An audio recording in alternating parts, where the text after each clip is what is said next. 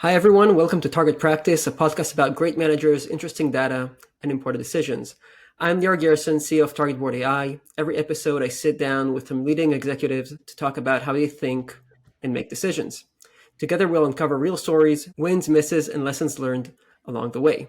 Today, we have with us somebody who I'm very excited to have on the show, Asaf Moshe. I've worked with Asaf as a peer when he was VP of product for Placer AI, and today he's their Chief AI Innovation Officer. Asaf is one of the best product managers I've ever had the pleasure of working with. He's brilliant, and I'm really excited to hear what he has to say. So, Asaf, thanks for joining us. Thank you. Thank you for the kind words. So, Asaf, you worked at some great places. You worked at Booking, you worked at Placer, and what would you say would be your most impressive achievement so far?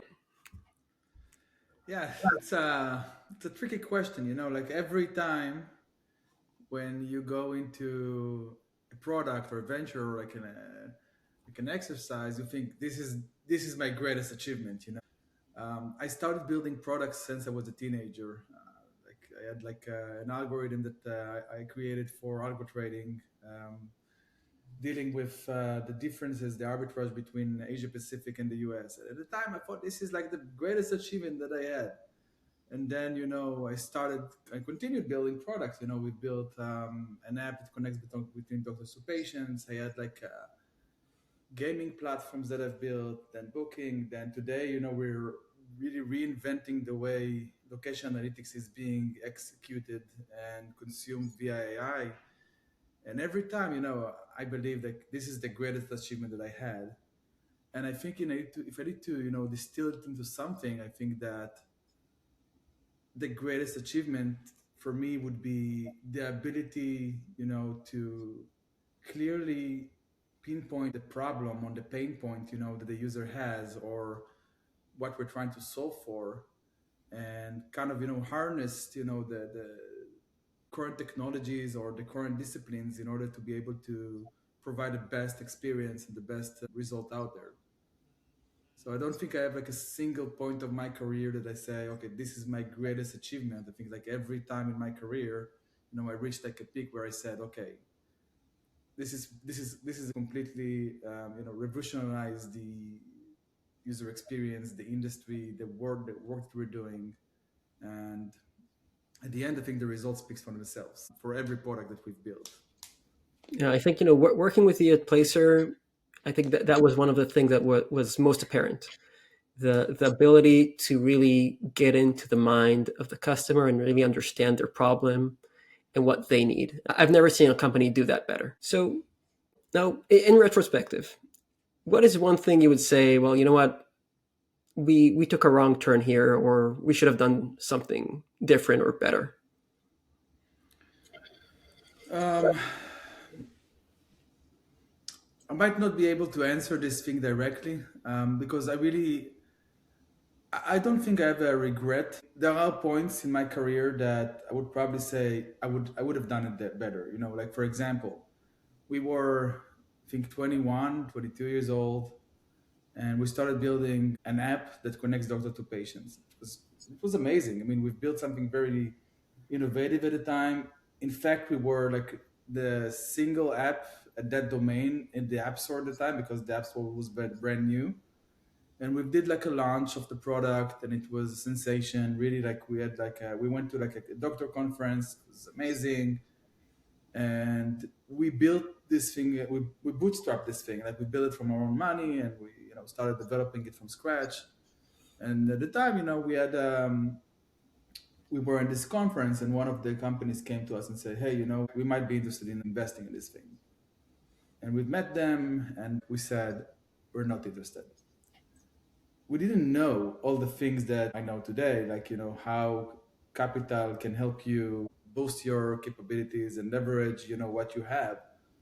And we continued with this thing, and eventually it died more or less. There was like a mixed success with this product specifically, but I still don't see it as a regret or a failure. I think that you learn from yourself. You learn from failures as much as you learn from success, sometimes even more. And every point in my career that something didn't, work as planned or exactly as I wanted to, it shaped me, right? It made you, like dealing with unknown terrain, stress, and things that you need to solve. And sometimes you don't even have a choice, right? You have to solve this thing. There is no other way around it. So even those things that one might say you should regret it, I think it's those things, those are points in my career that actually boosted up my learning and skills. Do you have like a system for like doing retrospective on your bets or your decisions? Like, do you proactively do that? For those who know me, I'm a critical thinker, and I criticize a lot. Both, the people that I work with, the things that we do, and most than everything, myself. Every step that I do, I think about it and digest it and retrospect about it. I don't have a framework. It's just my nature. It's exhausting, to be honest, but it is what it is. I just every bite and everything that I do and try to understand, if I do that, what would happen. If I do this, what will happen. But some things you can't even control. I mean, eventually, I think what makes a good product stand out is the ability to actually, put yourself in your customer's shoes, but not as a whole, right? As a specific persona or a specific person, and try to think on all the things that they do on their day-to-day, even small things, what they do on their way to work, when they're speaking with their friend in a bar. Eventually you're building an entire experience, and the reality is that there are so many touch points with the customer these days, so you don't build a single experience. Got it. Do you recall a situation where having the right data had a big positive impact on the company or on a decision that you made? Good question. I think I'm gonna go back to my years in gaming. Having the right data is not the goal, right? It's the mean to an end. First thing you need to be able to understand is what are the questions that you want to ask, what are the right questions that you need to ask, and from there you need to extrapolate, the relevant KPIs and metrics that you need to pull. For example, one of the key KPIs that we used to work in gaming was ARPU, average revenue per user. And some people, take it as is. They see a number 0.2, 0.4, 0.3, whatever, but they forget that behind this number it's actually an arithmetical formula, right? It's like an average. And if you see this number goes up or down, it means that one of the parameters in this average changed as well. Either the revenue went up or down, or the number of users went up or down. So yes, you want to look at the number, but you want to understand the underlying data behind this number, the ingredients, right? The users, the revenue. And not only that, imagine that suddenly it goes up. Great. And then you see that the number of users is the same. And maybe the revenue has increased. You don't know why. The revenue has increased. An experienced product would understand that looking at this like this would basically mean that you're missing a lot of information, because you need to also look at it in a cohort way, right? Because maybe marketing created the campaign so successful they started putting, whales or high rollers into the game, so people are spending more money. Now the number of users stay the same. It's just, the weight between regular users and high paying users have changed, and therefore, your number is increasing. Looking at what we're doing today with AI, in a lot of ways it's equivalent. We're building evaluation systems to understand the AI response, and we kind of created 4 or 5 KPIs that helps us evaluate the AI, anything from the completeness and the accuracy and the time to first token, and so on and so on. Depends really on the agent, if it's analytical or just informational. But here as well, you can look at the KPIs, you can look at the evaluators, but if you don't double click into the relevant context and the relevant time where the user asked that question, you might miss a lot of information. Right. And a lot of people's can't, right? Most people don't have sort of the mental bandwidth to do that double click. Which is, by the way, sort of where the inspiration for Target Board came from, right? Because we were in e-commerce, and you really, like you said, you had to understand the parameters that are moving the needle on each one of your core KPIs. So the thought about sort of how do you make that easy and make that applicable for any KPI in any system, any business.